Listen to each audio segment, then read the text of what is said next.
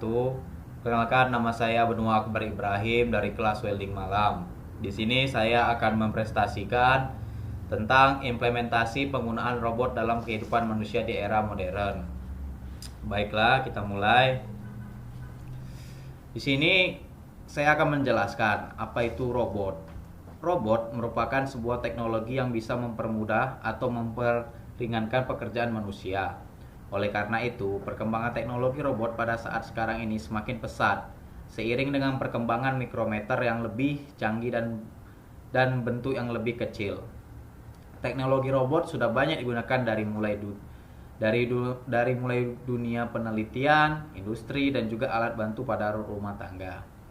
Pada era modern ini, kegiatan yang berhubungan dengan manusia telah beralih dari tradisional ke arah modern. Peralihan ini terjadi dengan semakin berkembangnya teknologi. Salah satu contoh teknologi yang saat ini berkembang pesat adalah teknologi robot. Penggunaan robot itu sendiri sudah mencakup seluruh sendi kehidupan manusia, baik dalam industri maupun dalam kegiatan sehari-hari. Dalam dekade terakhir, integrasi teknologi robotika dalam kehidupan sehari-hari telah memberikan dampak positif dalam menunjang aktivitas manusia dan mulai memperkenalkan interaksi antara robot dan manusia sehingga pekerjaan rumah dapat diselesaikan oleh robot. Berikutnya, evaluasi robot Indonesia. Di sini kita akan membahas perkembangan robot di Indonesia itu sendiri. Sejauh ini, belum ada data yang dapat memberikan kepastian mengenai kapan robot sebagai teknologi mulai dikembangkan di Indonesia. Namun, mulai tahun 80-an, kebijakan nasional dalam pengembangan riset teknologi telah memberikan dukungan yang leadback permesinan otomatis dalam rangka mencermati dan menunjang sumber daya manusia Indonesia yang memiliki minat dan kemampuan untuk menguasai teknologi robot. Salah satu wujud konkretnya adalah dikembangkannya sejumlah laboratorium seperti MEPO atau bisa disebut mesin perkakas teknik produksi dan otomatis yang diprakarsi oleh BPPT bekerjasama dengan ITB, Industri Strategis, serta LET, Laboratorium Elektronika Terapan di LIVI. Sejak dikembangkannya sejumlah laboratorium tersebut, beraneka macam permesinan otomatis atau robot telah berhasil dikembangkan, diproduksi, serta dikomersikan oleh berbagai industri, baik industri strategis maupun industri lainnya di Indonesia. Selanjutnya, kita akan membahas revolusi industri 4.0. Di sini model revolusi industri 4.0 lainnya yang akan menjadi tren adalah penggunaan robot. Bahkan dalam beberapa tahun terakhir ini bermunculan robot humanoid atau robot menyerupai manusia di berbagai negara, diantaranya robot Sophia yang ada di Hong Kong atau robot Jia yang ada di Cina, serta robot Erica yang ada di Jepan, dan robot Actroid yang di Jepang juga, robot Asuna. Mereka dibuat untuk membantu mempermudah pekerjaan manusia. Di era industri 4.0, penggunaan robot dalam proses produksi menjadi salah satu hal yang mutlak. Dengan penggunaan robot, proses produksi menjadi lebih cepat dan efisien. Tidak hanya itu, revolusi industri 4.0 telah dipengaruhi oleh perkembangan teknologi internet. Penggunaan robot juga memungkinkan untuk dibekali dengan teknologi Internet of Things. Selanjutnya, di era industrial 4.0, penggunaan robotik di perindustrian.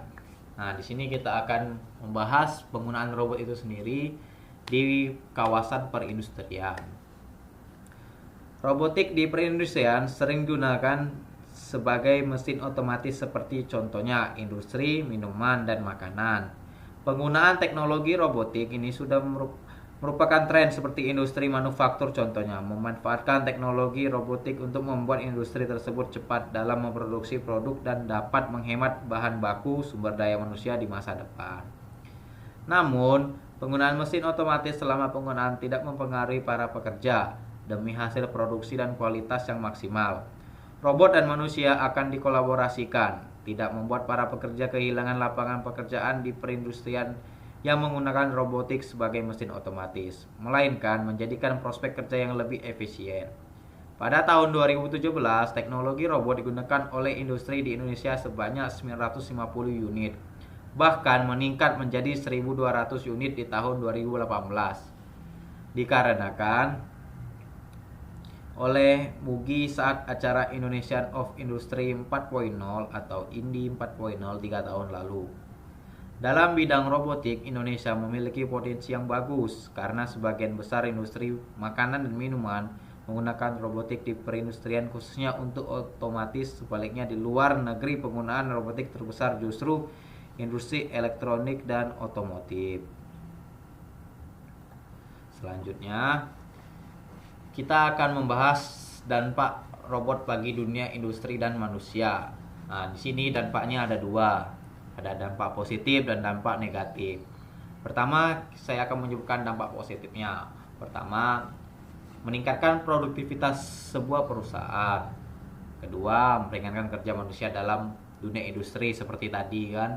Robot itu dapat membantu pekerjaan di salah satu industri tempat pembuatan makanan ataupun minuman, sehingga mempermudah bahkan mempercepat pekerjaan manusia. Ketiga, meningkatkan efisiensi waktu dan biaya. Nah, ini seperti yang saya jelaskan barusan. Kalau kita menggunakan robot itu bisa dibilang lebih cepat ketimbang manusia itu sendiri bekerja, dan kita dapat menghemat suatu biaya juga karena kita tidak menggunakan tenaga manusia, atau bisa dibilang kita tuh tidak usah menggaji manusia lagi karena kita sudah mempunyai robot gitu. Sekarang dampak negatifnya. Pertama, berkurangnya lowongan pekerjaan karena telah digantikan oleh robot. Nah, ini yang seperti saya jelaskan tadi. Karena kita sudah menggunakan robot, jadi kita seolah-olah tidak perlu membutuhkan tenaga manusia lagi karena ya kita menggunakan robot itu sendiri untuk bekerja. Kedua, membuat manusia malas bekerja. Nah, di sini maksudnya membuat malas manusia bekerja itu ya karena semua serba robot bisa dikerjakan oleh robot gitu. Jadi kita seolah-olah contohnya ada robot pembuka botol kaleng minuman gitu kan.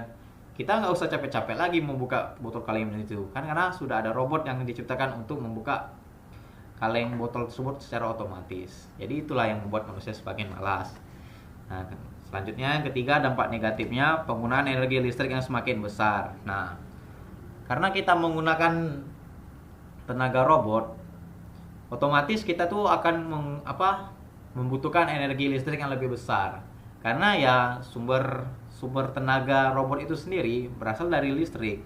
Jadi ya semakin kita menggunakan robot atau semakin populasi robot ini meningkat, semakin juga banyak juga energi listrik yang kita gunakan.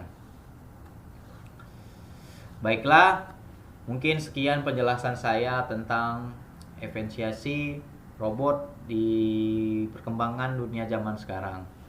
Mungkin apabila ada kurang atau salahnya mohon dimaafkan. Assalamualaikum warahmatullahi wabarakatuh.